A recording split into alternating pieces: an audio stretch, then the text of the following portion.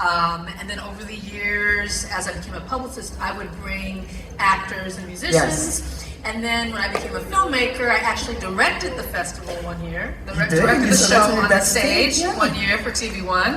And then, I've been here so many years. We made a little TV show called Queen Sugar here. You may have heard of it. And so we were here all the time. So New Orleans and Essence are close to my heart. And so part of why I wanted you to do that is because as we celebrate a 30th birthday, everything else worth celebrating is getting celebrated. And so I just thought, y'all, that we could open this up by thanking this sister for all the things she has done within the film industry. For us and for others, your storytelling is so poignant and authentic, and we're so grateful to have you at something, yes, you have a relationship with, but to have you here at the film festival willing to tell the story of this piece of work called Origin is just, it's a blessing. So thank you for joining us. Thank you for having me. Thank you for joining us. So why don't we start by talking about how you got to the place of making this film, where it came from in terms of the book, and what was your process? How did that go? Sure. Well, I can't see because these lights are really They are really bright if somebody has a dimmer. So I can't see any of you, but how many filmmakers or people who want to be in film? Put your phone light on or something so we can see you. Okay. All right. There you are. This process was one that allowed me and my producing partner, Paul Garnes, to recapture our early days as independent filmmakers. So we've made all kinds of films and television shows, but we wanted to make something completely independent where there was no one telling us what we could or couldn't do. So in order to do that, we had to go out, get our own money, and make the film without any input from anyone else. And so that's how we made Origin. We went back to the days of not depending on corporate entities, not looking for anyone for permission, which I think is something that a lot of us do. We're always seeking permission. We're waiting for someone, that film festival, to tell us we're good enough. We're waiting on that producer to call back. We're waiting on that screenwriting contest to pick us. And all these things are just very permission-based. But we wanted to get back to being joy-based and making the thing because we loved it.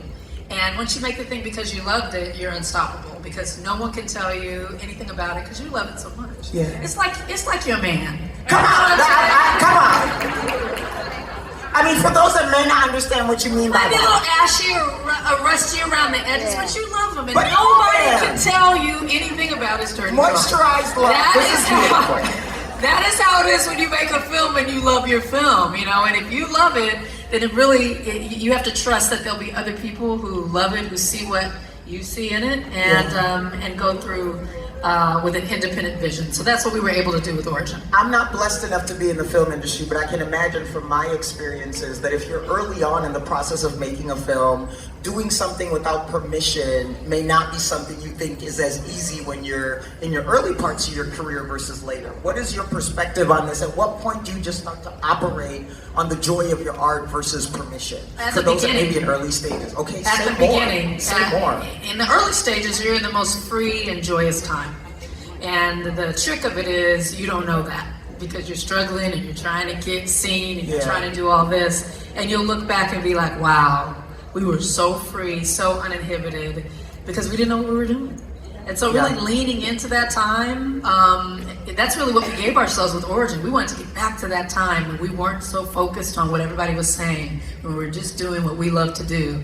And so we were able to recapture that for ourselves. But I just urge you, if you're just getting started, whether you're an actor, a writer, director, costume designer, makeup artist, whatever you're doing, these early moments, the early days are glorious times. And the more you can realize where you are, that you're walking on sacred ground on these early steps, the more joy you'll take with you throughout the journey. We often forget the amount of freedom we have before we get to whatever pinnacle we think gives us That's power, right? The freest time. Yeah. We look at it oppositely and think that because we're in early stages, we're less powerful, we're actually more free. And I love that teaching in that, right? You've got more risk, but you've also got more reward. I love that. So let's talk about what you fell in love with, the story. As you transition this into a film, what about this story made it something you wanted to put together, and how did you go about it? So has anyone seen Origin?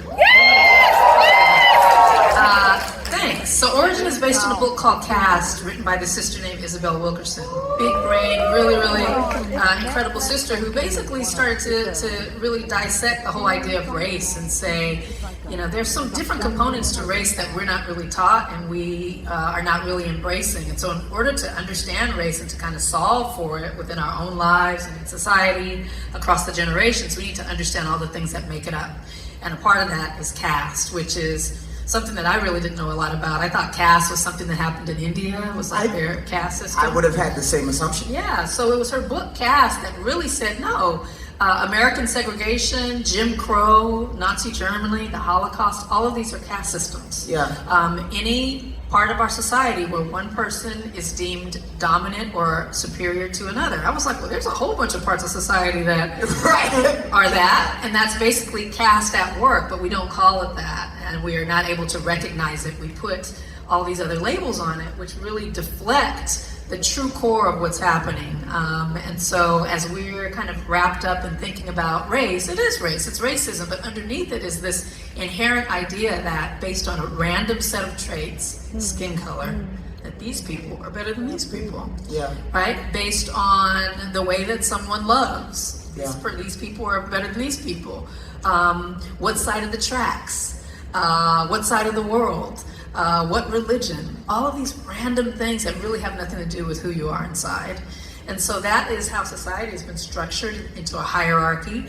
That's what the book is about. It is an anthropological thesis. It's almost 500 pages. I read this book, it was fascinating, and I thought, could I put this into a movie with actors? And everyone was like, well, no, because there ain't no characters in it. It's an anthropological thesis. What was the other option? Like when you said a documentary. A documentary. Yeah, a documentary. Most people thought I'd make a documentary like 13. Yeah. And but I said the idea came to me to follow Isabel Wilkerson as she writes the book. And so you watch the sister write this book, travel the world, writing this book. And in real life, while she was writing the book, the 3 closest people to her in her life passed away. So you're able to watch the sister work through her grief, work through her exploration, and as she's doing that and she's writing the book in this beautiful creative act of writing, you're also learning about caste. So it's kind of hidden in there. So that was the idea, and one of the reasons why I was happy to share this with the group at the film festival, is the first film festival, Black Film Festival, that I've talked to about the film, is everyone said, that's not going to work. How many of you guys heard that? That's not going to work because there's no characters. That's not going to work because nobody wants to watch somebody writing a book. That's not going to work because nobody wants to write a movie, see a movie about caste. All the reasons why it wouldn't work. But by giving ourselves that independence, by taking the risk, we had such a joyous time making it. And out of everything that I've made, it's hard to say, and I've never said this before, out of everything that I've made, Selma, Wrinkle in Time, 13th, When They See Us, Queen Sugar, Call That Black and White, Cherish the Day. Out of all the things I've made, Origin is my favorite child. Okay, so I know. I'm like one of those mothers. And for years and years, people ask, what's your favorite? I say, I'm a mother. I can't say. This is my favorite child, okay? Origin is my favorite child. So because of what I went through, what we went through to get it done. Yes. You know, it was a hard labor, you know? And to see it walking in the world and on its path, it makes me very proud. I'm going to ask you a question about sentiment that you can choose to answer whichever way, which is, in this journey of the films you've made and Origin being one of your favorites, where do the moments of doubt come and how do you work through them? I'm trying to think about what young filmmakers may be going through. Moments of doubt. I think sometimes when you're working with other artists, the film medium is very collaborative. So you are working with the production designer, the actors, the composer, and that's another artist who's meeting you in a space to contribute to the larger vision. And so and artists are a particular kind of people. We're sensitive, as Erica says, and so when you're eye to eye with another artist, sometimes doubt can creep in because our artists are often pretty strong in what they're trying to convey and get across and passionate.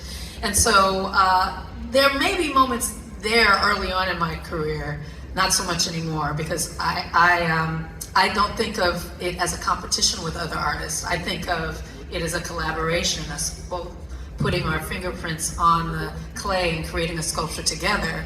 And so as I meet someone who's another artist who's working on a project, I'm trying to think, what is the best that I can invite you to bring to this project? And really listening and allowing them to contribute in a way that actually ultimately makes the project better. I think one of the biggest violations you can have as an artist is not to listen to other people. And so you can move away from the doubt by really just listening and leaning into what the other person is saying and see what you can extract from it.